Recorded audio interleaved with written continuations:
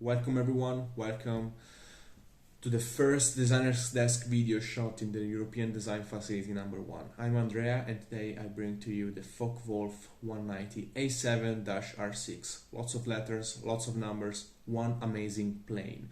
Kit by Brickmania. So without further ado, let's dive in. We will talk a little bit about its history and its design in Lego. So it's summer 1941. You're on a Spitfire flying over the channel and you see this weird bird that you never seen before, big radial engine, straight line, built with straight lines. You don't think much of it, but it came out to be one of the best and most iconic and dangerous fighters you will ever face. It's the Focke-Wulf 190 that debuted in summer of 1941, and for the following 9 months it earned air superiority over the British. And it was an amazing plane designed by Kurt Tank. It was powerful, very heavily armed, very versatile. It was used in all sorts of roles during the war. It was a tank hunter, it was a fighter, a bomber, all sorts of reconnaissance aircraft. It was used in all sorts of roles. And specifically, this iteration is a bomber interceptor. It's an A-7 that started production at the end of 1943. Following some specifications for more powerful engines, so it was upgraded the engine, more powerful armament, so it could use MG131 cannons, and of course there was improved protection to the cockpit area and the pilot. And it started production, as I said, in the end of 1943, and it was tasked with shooting down the bombers that were crossing the channel, targeting cities and industrial sites in Europe. And at the beginning they were not really opposed by anyone. They would wait until the escort fighters ran out of fuel and had to go back, but eventually they had to fight also the escorts of Thunderbolts and Mustangs that were able to bring the fight on the mainland Germany and go back. So this was the protagonist of one of the some of the fiercest dogfights that ever happened during World War II. So overall, a very versatile plane. This specific version is the R-6. R-6 means that they removed the outer guns that should be placed right about here, mid-wings, outside the propeller's reach, and replaced it with the 2 rocket pods on the outer wing. These weapons were very effective against bombers, but were not really easy to use. You had to get very close and there was a risk of getting hit by the breeze, so they were not very loved by crews. You needed to be a very expert pilot to use them effectively. So this is the history of the Focke-Wulf 190. Of course, we could talk about it for hours, but for the sake of this video, why don't we talk about the design itself? So the first thing I do when I design a Brickmania kit is asking myself, is there something I can borrow from previous designs that we already done? There's been some amazing designers doing what I do, so why don't I look what they did and try to get some inspirations? So for this specific kit, I have kept the tip of the engine, of course, which is a perfect technique to render the 4-wide radial engine, and so I use it for basically every plane I do. It's amazing technique. And I also kept the log bricks placed sideways here.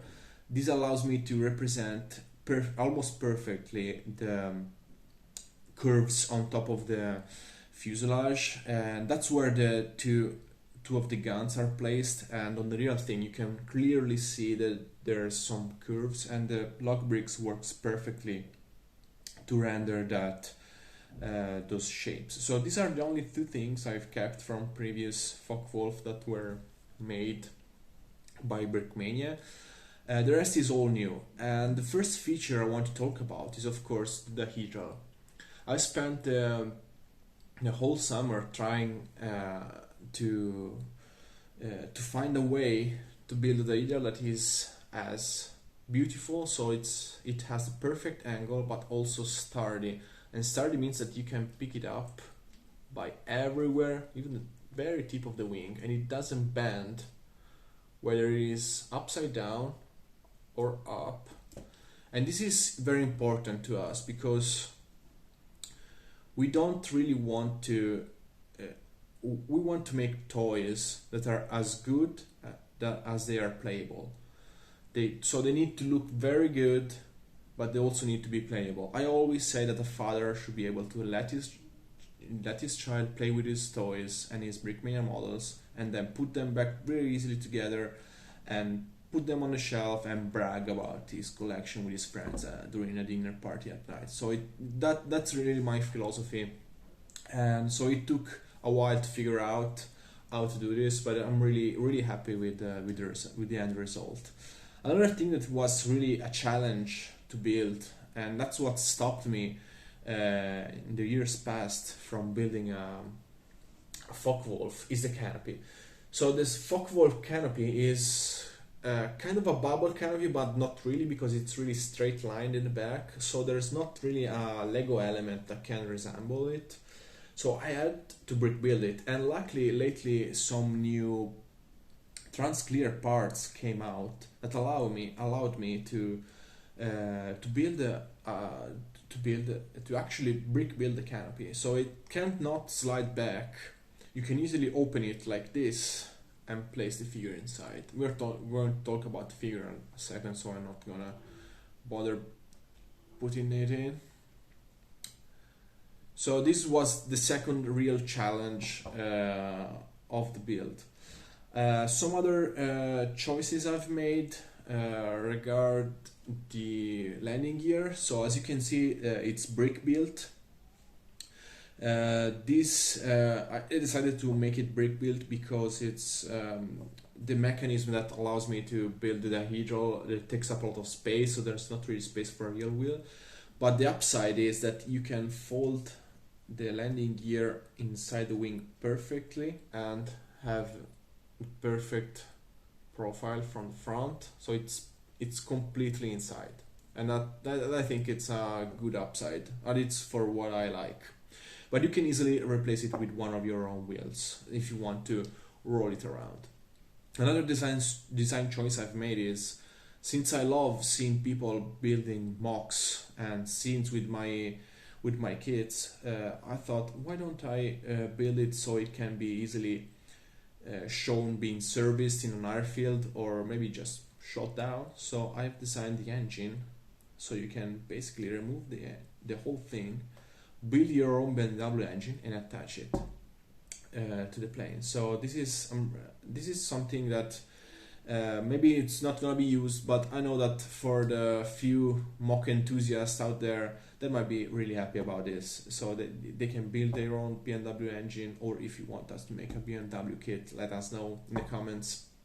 And the rest is pretty streamlined. It's a very small plane, so there's not much space to add details, but of course the snake in the room rather than the elephant is the beautiful printing.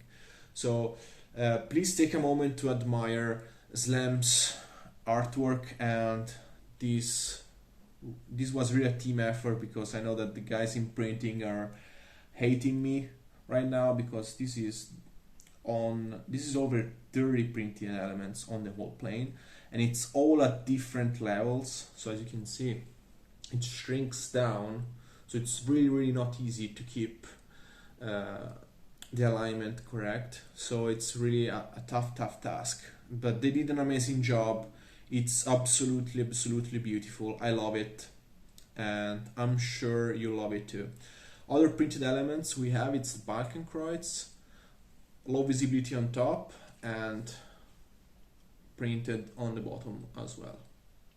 The only sticker we have is the Swear on the nose. That was actually, fun fact, was painted for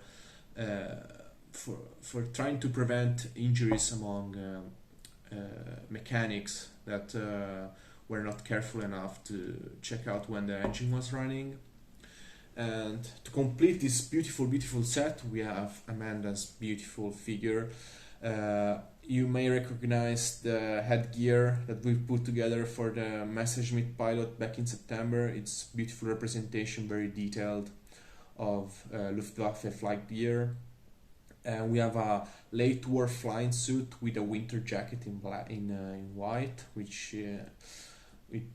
we have some texture and wool detail in the back. We also have flare belt on the knee to add some details, and a scarf. I love the scarf. That's so many pilots at the end of the war wanted to they needed gear, but they were not supplied with, so they had to purchase their own scarves and maybe gloves. So you can see some really funky colors sometimes in pictures. So this was a limited edition. I'm really happy about the support and the feedback you guys gave us. Thank you so much from the bottom of my heart, from all the support during 2023. And we are doing our best to bring you the best addition to your collection in 2024. So much stuff coming, more Focke-Wulf, more everything. So stay tuned, follow us on social media. We are looking forward to see you guys on the road. And don't forget, we have War Bricks coming in June. So if you want a chance to meet me, Andreas, and all the designers or the Brickmania stars, go on the website and purchase your ticket. That's it from me. We have more coming. So thank you again. I'll see you next time.